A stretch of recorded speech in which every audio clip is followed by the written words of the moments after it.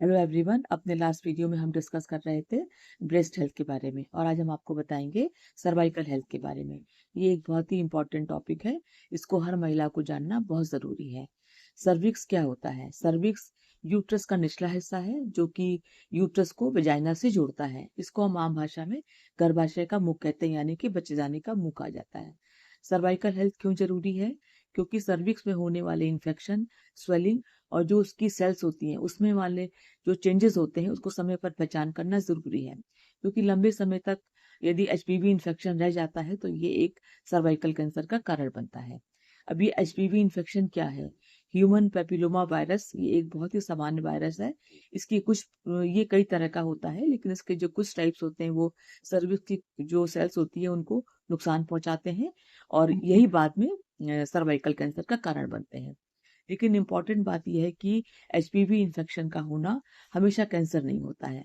अधिकांश जो HPV infection होते हैं वो शरीर स्वयं खत्म कर देता है या कुछ दवाइयां लेने पे ठीक हो जाते हैं, लेकिन जो इन्फेक्शन लंबे समय तक बना रहता है उसमें सर्वाइकल जो सेल्स होती हैं उसका जो चेंजेस होते हैं उसका जोखिम बढ़ जाता है। तो सर्वाइकल कैंसर से कैसे बचाव करें? इसके 3 मेन उपाय हैं। जैसे नंबर 1 पे आता है एचपीवी वैक्सीनेशन। कि आजकल अक्सर देखा होगा कि सर्वाइकल कैंसर से बचने के लिए ये एचपीवी वैक्सीनेशन का चलन हॉस्पिटल में बढ़ गया है। तो इसके बारे में भी सबको जानना जरूरी है, पेरेंट्स को जरूरी है कि वो अपने बच्चों को लेकर हॉस्पिटल में जाएं और इसकी वैक्सीन को लगवाएं।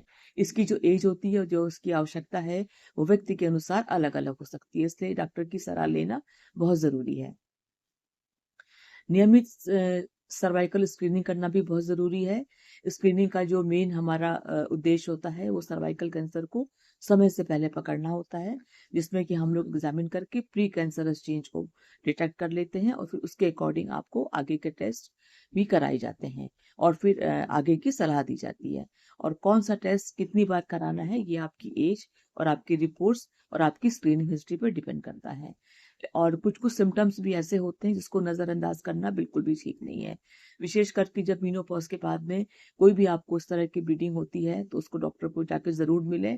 और मीनोपॉज के बाद ब्लीडिंग होने का मतलब कैंसर ही नहीं होता, कुछ और चेंजेस भी हो सकते हैं, लेकिन उसकी जांच समय पे होना बहुत जरूरी है।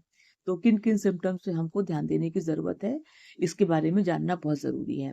नंबर 1 है कि कॉन्टैक्ट ब्लीडिंग। जब भी आप साथ में पार्टनर के अपने रहें उसके बाद अगर आपको ब्लीडिंग होती है तो ये साइन है, इसके लिए भी आपको जांच करानी बहुत ज़रूरी है। पीरियड्स के बीच बीच में इंटरमिटेंट ब्लीडिंग है तो भी ये इसकी जांच बहुत ज़रूरी है। मीनोपॉज के बाद कोई भी ब्लीडिंग अगर आपको होती है इसका भी समय पे जांच बहुत ज़रूरी है।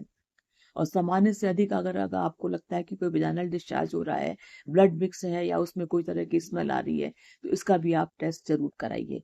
और अगर आपको बार बार जो ये डिस्चार्ज की शिकायत होती है जिसके साथ में ब्लड आता है, या आपको बराबर नीचे लोअर पोर्शन में दर्द बना हुआ है, या आपको कॉन्टैक्ट के समय पे पेन होता है, तो इसके लिए प्रॉपर जांच, इसका इवोल्यूशन होना बहुत ज़रूरी है।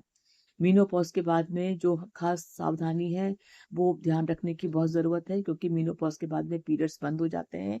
इसके बाद कभी भी आपको कोई भी ब्लीडिंग हो तो या स्पॉटिंग हो तो अपनी डॉक्टर से जाकर ज़रूर मिलें।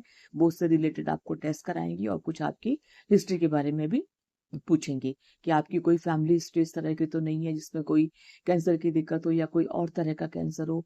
तो कोई भी इस तरह की पोस्ट मीनोपॉजल ब्लीडिंग के बाद आपको अपने डॉक्टर से मिलना बहुत जरूरी है।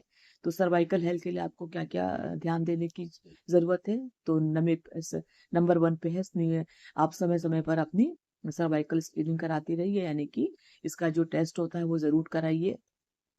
और बच्चों के लिए आप एचपीवी वैक्सीनेशन के बारे में डॉक्टर से ज़रूर बात करें। स्मोकिंग और अल्कोहल से बचना चाहिए। और कोई भी असामान्य अगर आपको ब्लीडिंग या डिस्चार्ज दिखता है उसको इग्नोर ना करें और हॉस्पिटल में डॉक्टर से जाकर ज़रूर मिलें। और